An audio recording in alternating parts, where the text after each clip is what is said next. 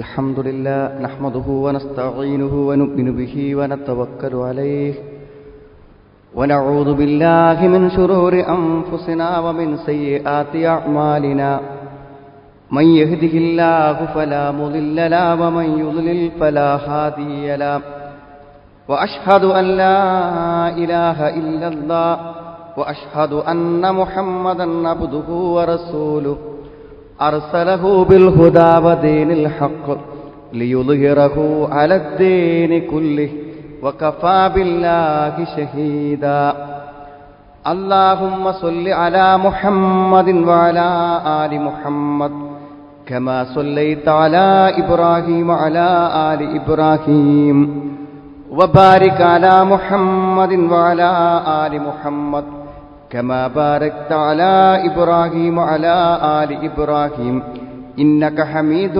مجيد أما بعد فإن خير الكلام كلام الله وخير الحديث كتاب الله وخير الهدي هدي محمد صلى الله عليه وسلم وشر الأمور محدثاتها وكل محدثة بدعة وكل بدعة ضلالة أعوذ بالله من الشيطان الرجيم بسم الله الرحمن الرحيم يا أيها الذين آمنوا اتقوا الله حق تقاته ولا تموتن إلا وأنتم مسلمون يا أيها الناس اتقوا ربكم الذي خلقكم من نفس واحدة وخلق منها زوجها وبث منهما رجالا كثيرا ونساء واتقوا الله الذي تساءلون به والأرحام إن الله كان عليكم رقيبا يا أيها الذين آمنوا اتقوا الله وقولوا قولا سديدا يصلح لكم أعمالكم ويغفر لكم ذنوبكم ومن يطع الله ورسوله فقد فاز فوزا عظيما الرجال قوامون على النساء بما فضل الله بعضهم على بعض وبما أنفقوا من أموالهم فالصالحات قانتات حافظات للغيب بما حفظ الله واللاتي تخافون نشوزهن فعظوهن واهجروهن في المضاجع واضربوهن فإن أطعنكم فلا تبغوا عليهن سبيلا إن الله كان عليا كبيرا സ്നേഹമുള്ള സഹോദരി സഹോദരന്മാരെ, സത്യവിശ്വാസികളെ, സത്യവിശ്വാസിനികളെ, അള്ളാഹുവിൻ്റെ എല്ലാവിധ കൽപ്പനകളെയും നിർദ്ദേശങ്ങളെയും നമ്മുടെ സുരക്ഷയ്ക്കും സമാധാനത്തിനും സ്വർഗപ്രവേശനത്തിനും വേണ്ടി നിർദ്ദേശിക്കപ്പെട്ട എല്ലാ മതപരമായ കാര്യങ്ങളെയും ശരിയായി അനുഷ്ഠിച്ച് അള്ളാഹുവിന് വഴിപ്പെട്ട് കീഴ്പ്പെട്ട് ജീവിക്കണമെന്നും എന്നെയും നിങ്ങളെയും ഞാൻ ഓർമ്മപ്പെടുത്തുകയാണ്, എന്നോടും നിങ്ങളോടുമായി വസീയത്ത് ചെയ്യുകയാണ്. സഹോദരങ്ങളെ, സ്ത്രീകളുടെ സുരക്ഷയെക്കുറിച്ച് വളരെ വിശാലമായി ചർച്ച ചെയ്തുകൊണ്ടിരിക്കുന്ന ഒരു പ്രത്യേക സന്ദർഭത്തിലും കാലഘട്ടത്തിലുമാണ് നമ്മൾ ജീവിച്ചുകൊണ്ടിരിക്കുന്നത്. സ്ത്രീ എന്ന് പറയുമ്പോൾ അത് നമ്മുടെ ഉമ്മമാരാണ്, നമ്മുടെ ഭാര്യമാരാണ്, നമ്മുടെ പെൺമക്കളാണ്. അതുകൊണ്ട് തന്നെ അവരിവിടങ്ങളിലെല്ലാം എത്തിപ്പെടുന്നുവോ അവിടെയെല്ലാം അവർ സുരക്ഷിതരാവുക എന്നുള്ളത് വളരെ പ്രധാനപ്പെട്ട ഒരു കാര്യമാണ്. ഈ വിഷയങ്ങളെക്കുറിച്ച് പഠിക്കുകയും ചർച്ച ചെയ്യുകയും ചെയ്യുമ്പോൾ നമുക്കൊക്കെ ഏറെ സന്തോഷം നൽകുന്ന ഒരു കാര്യമെന്ന് പറയുന്നത് ഇസ്ലാമിൻ്റെ നിയമങ്ങൾ എത്രമാത്രം പ്രസക്തമാണ് എന്ന് വീണ്ടും വീണ്ടും തെളിയിക്കപ്പെട്ടുകൊണ്ടിരിക്കുകയാണ് ഓരോ വിവാദങ്ങളും ഓരോ ചർച്ചകളും എന്നതാണ് വസ്തുത. സത്യത്തിൽ 1400 കൊല്ലം മുമ്പ് പറഞ്ഞ കാര്യങ്ങളൊക്കെ ഒന്ന് എഡിറ്റ് ചെയ്യണ്ടേ, ഒരു പുനർവായന നടത്തണ്ടേ, ഒക്കെ ഒന്ന് മാറ്റിത്തിരുത്തി കാലത്തിനനുസരിച്ച് പരിഷ്കരിക്കണ്ടേ എന്നൊക്കെ ലിബറലുകളും യുക്തിവാദികളും മതനിർമ്മതവാദികളുമൊക്കെ ചോദിക്കുമ്പോൾ ഏറ്റവും പ്രസക്തമായതും ഏറ്റവും മഹത്വമേറിയതും മനുഷ്യന്റെ എല്ലാ തരത്തിലുമുള്ള സുരക്ഷയ്ക്കും സമാധാനത്തിനുമുള്ള ഒരു മതമാണ് ഇസ്ലാം എന്ന് തെളിയിക്കപ്പെട്ടുകൊണ്ടിരിക്കുകയാണ്. സഹോദരങ്ങളെ, യഥാർത്ഥത്തിൽ നമ്മൾ ഈ സന്ദർഭത്തിൽ ഇതിൻ്റെ ഒരു ഗൗരവാവസ്ഥയെക്കുറിച്ച് ആലോചിക്കേണ്ടതുണ്ട്. ഈ വിവാദങ്ങൾക്കിടയിൽ ഒരാൾ കുറിച്ച ഒരു കുറിപ്പിൽ അയാൾ പറയുന്നു,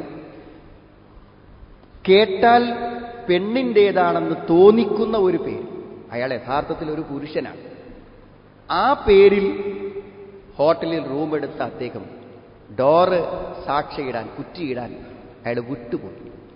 പുതച്ചുറങ്ങുന്ന സമയത്ത് അദ്ദേഹത്തിന്റെ ദേഹത്തൊരു കൈ തട്ടുമ്പോഴാണ് ഉണരുന്നത്. ഇപ്പൊ എന്താണ്, ആ പേരിൽ റൂമെടുത്തത് ഒരു സ്ത്രീയാണെന്ന് വിചാരിച്ച് അന്വേഷിച്ചെത്തിയ ഒരതിക്രമിയായിരുന്നു അദ്ദേഹത്തെ ഉണർത്തിയത്.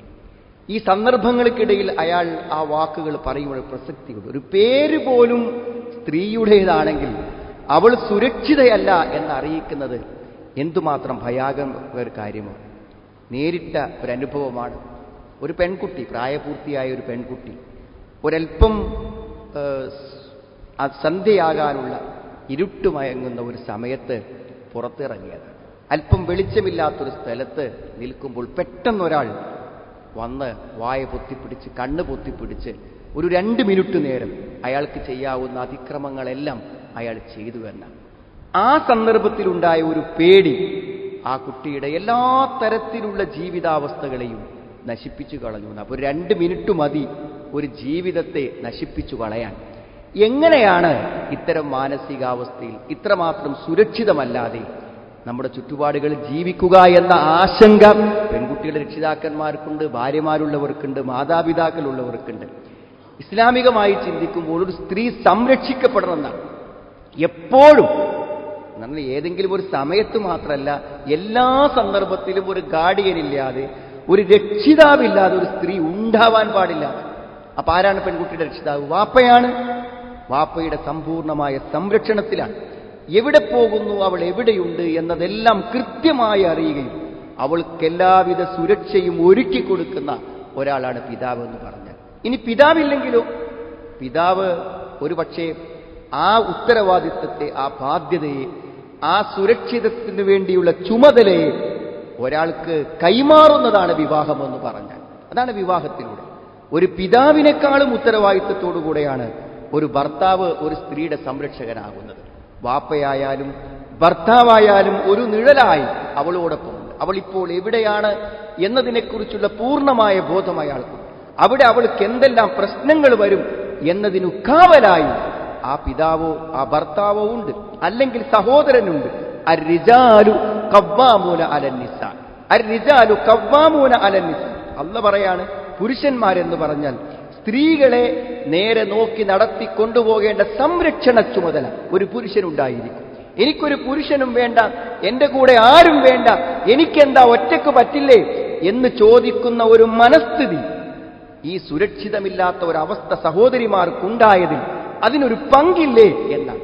ഒരാണിനെപ്പോലെ പുറത്തിറങ്ങിയാൽ, ഒരാണിനെപ്പോലെ പെരുമാറിയാൽ, ഒരാണിനെപ്പോലെ ആയാൽ എന്താണ് പ്രശ്നം എന്നൊരു ഭാഗത്ത് ചോദിക്കുകയും മറുഭാഗത്ത് ഞങ്ങൾ സുരക്ഷിതരല്ല, ഞങ്ങൾ ആക്രമിക്കപ്പെടുന്നു, സുരക്ഷിതരെന്ന് വിചാരിക്കുന്ന സ്ഥലത്ത് പോലും സ്വകാര്യമായി ഞങ്ങൾ ചൂഷണം ചെയ്യപ്പെടുന്നു എന്ന് വിളിച്ചു പറയുകയും ചെയ്യുന്നതിന്റെ വൈരുദ്ധ്യം സുഹൃത്തുക്കളെ നമ്മൾ മനസ്സിലാക്കേണ്ടതുണ്ട്.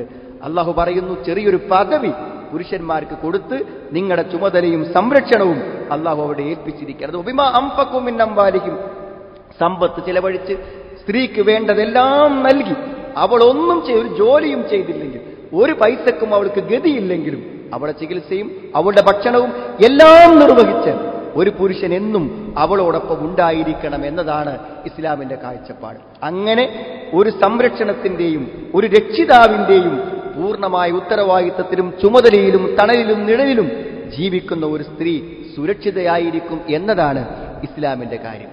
ഒരു പ്രധാന കാര്യം നാം കൂടെ വായിക്കേണ്ടതാണ്. സ്ത്രീകളോട് പറയുന്നതിന് മുമ്പ് പുരുഷന്മാരോടാണ് പറയാനുള്ളത്.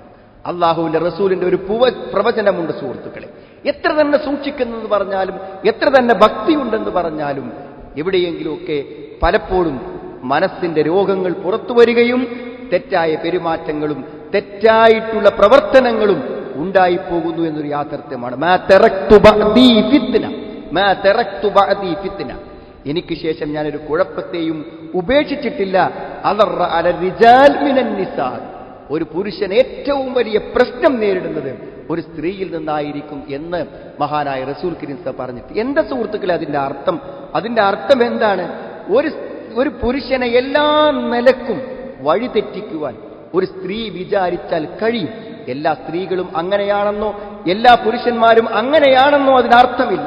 നിങ്ങൾ വളരെ വിശുദ്ധനായിരിക്കാം, ഭക്തിയുള്ളവനായിരിക്കാം. എന്തെങ്കിലും ഒരു കാര്യത്തിൽ, ശരിയായ ഒരു കാര്യത്തിന് ഒരു സ്ത്രീയുമായി നിങ്ങൾ ബന്ധം പുലർത്തുകയും സ്വകാര്യമാവുകയും ചാറ്റ് ചെയ്യുകയും ഒക്കെ ചെയ്യുമ്പോൾ നമുക്കുണ്ടാകുന്ന നഷ്ടം വലുതാണെന്നറിയണം. നിങ്ങളൊരു വിവാഹിതനാണോ, നിങ്ങളുടെ ഭാര്യ എന്നേക്കുമായി നിങ്ങൾക്ക് നഷ്ടമാകും. നിങ്ങളൊരു പിതാവാണോ, നിങ്ങളുടെ മക്കൾക്ക് ഒരു കാലത്തും നിങ്ങളെ ബഹുമാനിക്കാനോ ആദരിക്കാനോ പറ്റില്ല. സുഹൃത്തുക്കളെ, ഒരു വ്യഭിചാരമോ അവിഹിത ബന്ധമോ ഒന്നും നടക്കണ്ട. നിങ്ങളുടെ ഫോണിൽ ഇത്തരത്തിലുള്ള ഒരു മനസ്സ്, രോഗാതുരമായ ഒരു മനസ്സുണ്ടെന്ന് നിങ്ങളുടെ ഭാര്യയ്ക്ക് മനസ്സിലായാൽ, നിങ്ങളുടെ മക്കൾക്ക് മനസ്സിലായാൽ, യഥാർത്ഥത്തിൽ അവിടെ നിങ്ങൾ മരിച്ചതിന് തുല്യമായൊരവസ്ഥയാണ്. ഈ അവസ്ഥ ഉണ്ടെന്ന് അള്ളാഹു വിശുദ്ധ ഖുർആൻ സൂറത്ത് ആൽ ഇംറാൻ 14-ാമത്തെ വചനത്തിൽ പറയുന്നുണ്ട്. സുയ്യിന ലിന്നാസി ഹുബ്ബുശ്ശഹവാതി മിനൻ നിസാഇ വൽ ബനീൻ. ജനങ്ങൾക്ക് അലങ്കാരമാക്കി കാണിക്കപ്പെട്ടിരിക്കുന്നു എന്ത്? ദേഹേച്ഛ, സ്ത്രീകളോടുള്ള താല്പര്യം, സ്ത്രീകളോടുള്ള ഒരു ഇഷ്ടം, മക്കളോടുള്ള ഒരു ഇഷ്ടം. അത് മനുഷ്യന്റെ, പുരുഷന്റെ ജന്മസിദ്ധമായി ജന്മനാവുള്ള ഒരു വാസം. അതുകൊണ്ട് ഏത് പുരുഷൻ, ഒരാണാണോ, വഴി തെറ്റാനുള്ള സാധ്യതയുണ്ട്. അങ്ങനെ വഴി തെറ്റുമ്പോൾ അവിടെയാണ് ഒരു സ്ത്രീ സുരക്ഷിതയല്ലാതിരിക്കുന്നത്. അവൾ ഭർത്താവിന് കീഴിലാവാം, പക്ഷെ ഒരു അവിഹിത ബന്ധം സ്ഥാപിക്കപ്പെടുമ്പോൾ അവൾ സുരക്ഷിതയല്ല. ഒരു പിതാവിന്റെ കീഴിലാവാം. ഒരു പുരുഷൻ അവളുമായി അവിഹിതമായ ഒരു സ്വകാര്യ ബന്ധം പുലർത്തുമ്പോൾ അവൾ സുരക്ഷിതയല്ലാതായി തീരുന്നു എന്നുള്ളതാണ്. പിന്നെ സുഹൃത്തുക്കളെ, മാനമല്ല, അഭിമാനമല്ല ഏറ്റവും വലുത്. എന്ത് നന്മയും എന്ത് പേരും എന്ത് പെരുമയും നമുക്കുണ്ടെങ്കിലും ഒരവിഹിതമുള്ള ആളാണെന്ന് 4 ആൾ അറിയുന്നതോടുകൂടെ നമ്മൾ അവസാനിച്ചില്ലേ? ആ ഒരു ശ്രദ്ധയൊക്കെ ഈ ചാറ്റ് ചെയ്യുന്നവർക്കും ഈ അവിഹിത ബന്ധം പുലർത്തുന്നവർക്കും ഉണ്ടോ എന്നാണ്. അതുകൊണ്ടാണ് അന്ന് പറഞ്ഞത്, വലാ തഖ്റബുസ്സിന ഇന്നഹു കാന ഫാഹിശതൻ വസാഅ സബീല.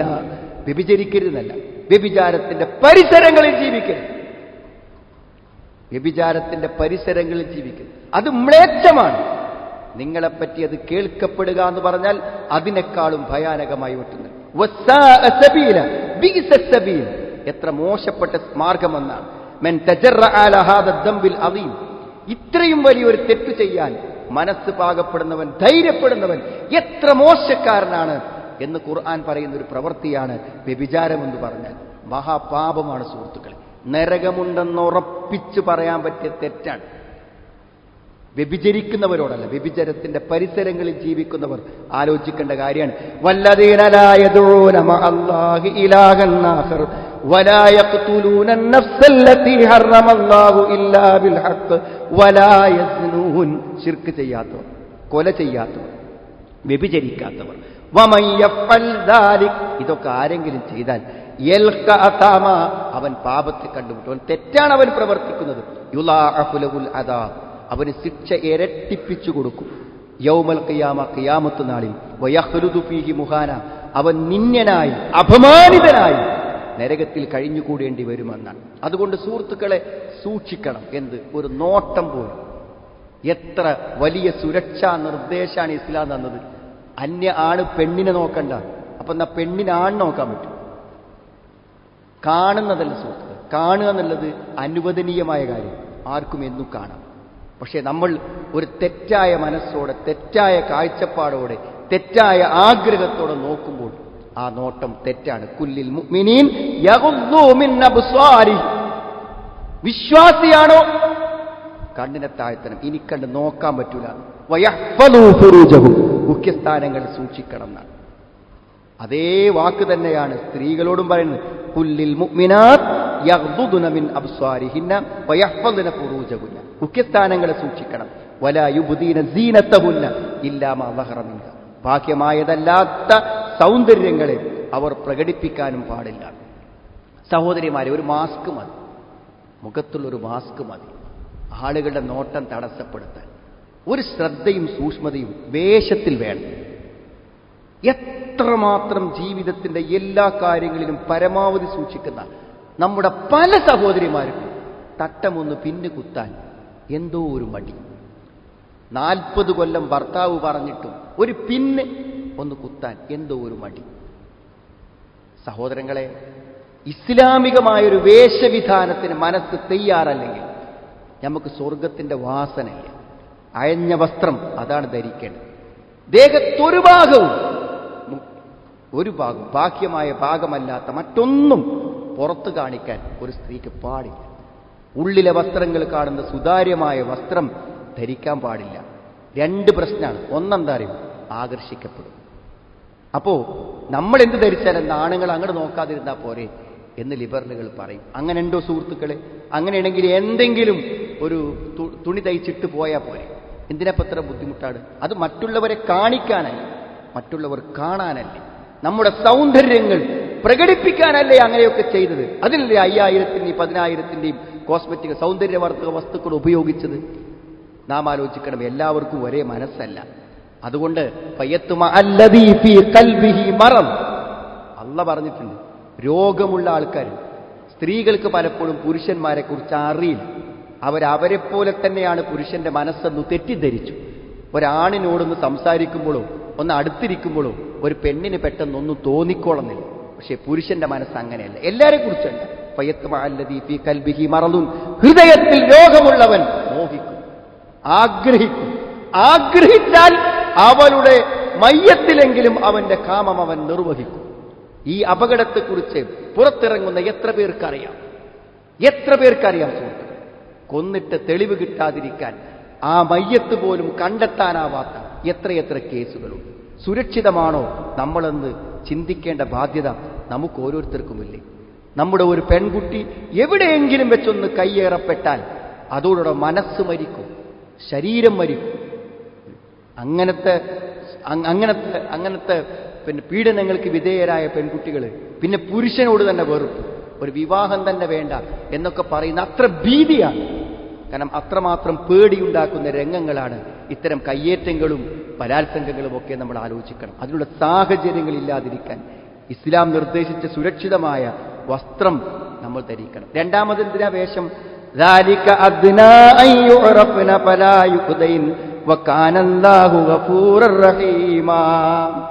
അവർ തിരിച്ചറിയപ്പെടാനും അങ്ങനെ അവർ ശല്യം ചെയ്യപ്പെടാതിരിക്കാൻ. എന്താ തിരിച്ചറിയപ്പെടുക എന്ന് പറഞ്ഞാൽ, മാന്യമായ വേഷം ധരിച്ചവൾ മാന്യയാണെന്ന് ധരിക്കും. മാന്യമല്ലാത്ത വേഷം ധരിച്ചാലോ മാന്യ അല്ലെന്ന് ആണ് ധരിക്കുക. അപ്പൊ മാന്യതയില്ലാത്തവളാണെന്ന് ധരിച്ചാൽ മാന്യതയില്ലാത്തവർ നമ്മുടെ അടുകിലേക്ക് വരും. അവർ മാന്യതയില്ലാതെ പെരുമാറും, മാന്യതയില്ലാത്ത കമന്റുകൾ പറയും. നാം മാന്യതയുള്ള വേഷം ധരിച്ചാലോ മാന്യയാണെന്ന് മറ്റുള്ളവർ മനസ്സിലാക്കും, നമ്മളോട് മാന്യമായി പെരുമാറും, നമ്മുടെ അടുത്ത് വരാൻ ധൈര്യപ്പെട്ടോണമെന്നില്ല. മറ്റൊന്ന് നമ്മൾ മനസ്സിലാക്കണം സഹോദരങ്ങളെ, ഒരു ഭീതിയോടുകൂടിയാണ് ഒരു പുരുഷൻ എപ്പോഴും ഒരു സ്ത്രീയെ കാണുന്നത്. എന്നിൽ നിന്ന് എന്തെങ്കിലും സംഭവിച്ചാൽ അതൊരു പ്രശ്നമായി തീരുമോ എന്നൊരു ഭീതി ഒരു സ്ത്രീയോട് അടുക്കുമ്പോൾ ഒരു പുരുഷനുണ്ട്, തീർച്ചയായും ഉണ്ട്. പക്ഷെ ആ സന്ദർഭത്തിൽ അടുത്തു വരുന്ന പുരുഷനോട് തന്മയത്വത്തോടുകൂടെ സംസാരിച്ചാൽ അയാളിലെ അപകടങ്ങൾക്ക് അയാൾ അവസരം കാണും. ഇവിടെ കുഴപ്പമില്ല എന്ന് വിചാരിക്കും. അതുകൊണ്ട് സംസാരിക്കുമ്പോൾ വകുല്ല ഖൗലൻ മഅറൂഫ, നല്ലത് പറഞ്ഞോളി. പക്ഷേ മൃദുലമായി പുരുഷനോട് സംസാരിക്കുമ്പോൾ ആ സംസാരം നിങ്ങൾക്ക് അപകടങ്ങൾ വരുത്തും. ഫലാ തഖ്ളഅന ബിൽ ഖൗൽ. പേടിച്ച് അടുക്കാൻ ഭയപ്പെട്ടു നിൽക്കുന്ന പുരുഷനോട് തന്മയത്വത്തോടുകൂടെ അടുത്തേക്ക് സംസാരിച്ച് ചെന്നാൽ അപകടങ്ങൾ അവരിൽ നിന്ന് വരാനുള്ള സാധ്യത ഖുർആൻ പറയുന്നു. വലാ യുദൈൻ, ഉപദ്രവിക്കപ്പെടാതിരിക്കുവാനും വേഷം കൊണ്ട് പറ്റുമെന്നാണ്. ഈ സുരക്ഷിതത്വങ്ങൾ മറ്റൊന്നാലോചിച്ച് നോക്കുന്നങ്ങൾ നമുക്കാർക്കും അനുവദനീയമല്ല. ഇപ്പൊ ഫോൺ വന്നപ്പോൾ നിയന്ത്രണം എന്താ? ഒരു പെണ്ണിനോട്, ഒരു അന്യ പെണ്ണിനോട് നമുക്ക് സംസാരിക്കണമെങ്കിൽ അതിന് ന്യായമായ കാര്യങ്ങൾ വേണം. അതും ഫോണിൽ പറ്റുമോ? ഫോണിൽ ഒറ്റയ്ക്കാണ്. നിങ്ങൾ ഫോൺ വിളിക്കുമ്പോൾ നിങ്ങളുടെ കൂടെ ഒരാൾ വേണം. അന്യ പെണ്ണാണെങ്കിൽ, ഒരു അന്യ പെണ്ണാണിനോട് സംസാരിക്കുമ്പോൾ കൂടെ ആൾ വേണം. ഫലാ യഖ്ലുവന്ന റജുലുൻ ബിഇംറഅ, ഒരു പുരുഷനും ഒരു സ്ത്രീയും ഒറ്റയ്ക്കാവാൻ പറ്റില്ല. അത് ഇസ്ലാമിന്റെ നിയമമാണ്. നിങ്ങളുടെ ഭാര്യ അറിയാതെ നിങ്ങൾക്ക് എന്താണ് ഒരു പെണ്ണിനോട് പറയാനുള്ളത്? നിങ്ങളുടെ ഭർത്താവിനറിയാൻ പറ്റാത്ത എന്താണ് നിങ്ങൾക്ക് മറ്റൊരു പുരുഷനോട് പറയാനുള്ളത്?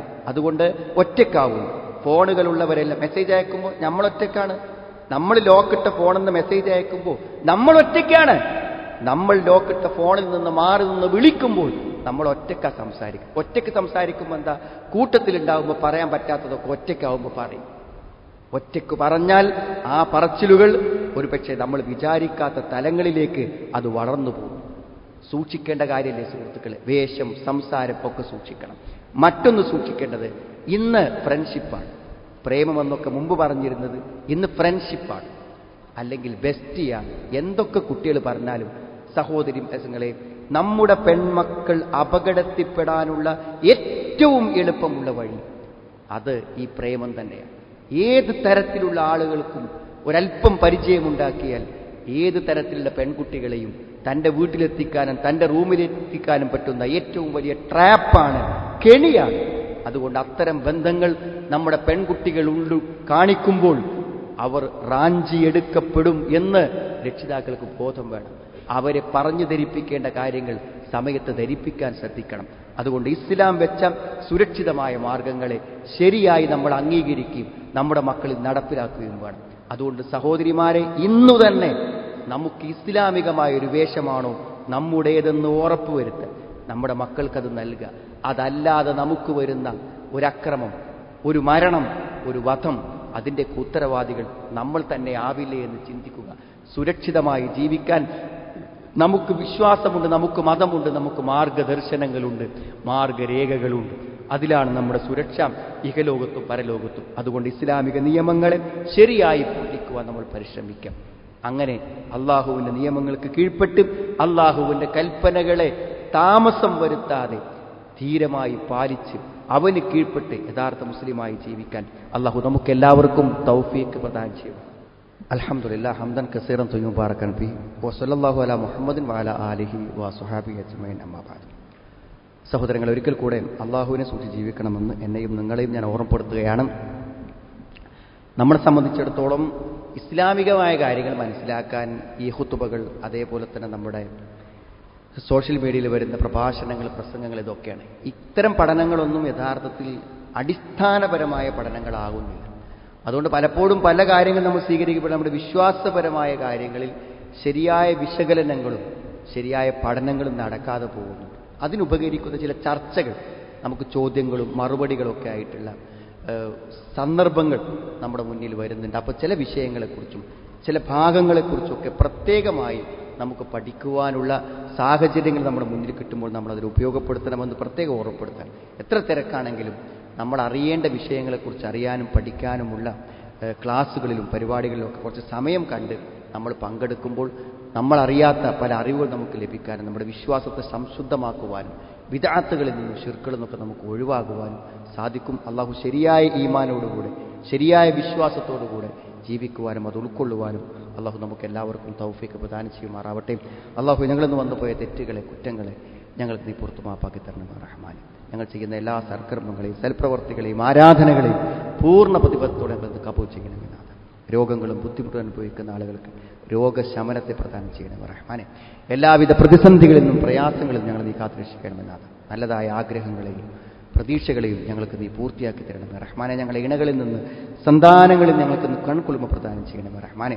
അല്ലാഹുമ്മ ഗ്ഫിർ മുഅ്മിനീന വൽ മുഅ്മിനാത്ത് റബ്ബന സ്രിഫ് അന്നാ അദാബ ജഹന്നം ഇന്ന അദാബഹാ കാന ഗറാമ ഇന്നഹാ സാഅത് മുസ്തഖറൻ വ മുഖാമ റബ്ബന തഖബ്ബൽ മിന്നാ ഇന്നക അൻതസ് സമീഉൽ അലീം വതുബ് അലൈനാ ഇന്നക അൻതത് തവ്വാബുർ റഹീം റബ്ബന ആതിനാ ഫിദ് ദുനിയാ ഹസന വഫിൽ ആഖിറതി ഹസനതൻ വഖിനാ അദാബൻ നാർ വൽഹംദുലില്ലാഹി റബ്ബിൽ ആലമീൻ. അല്ലാഹുമ്മ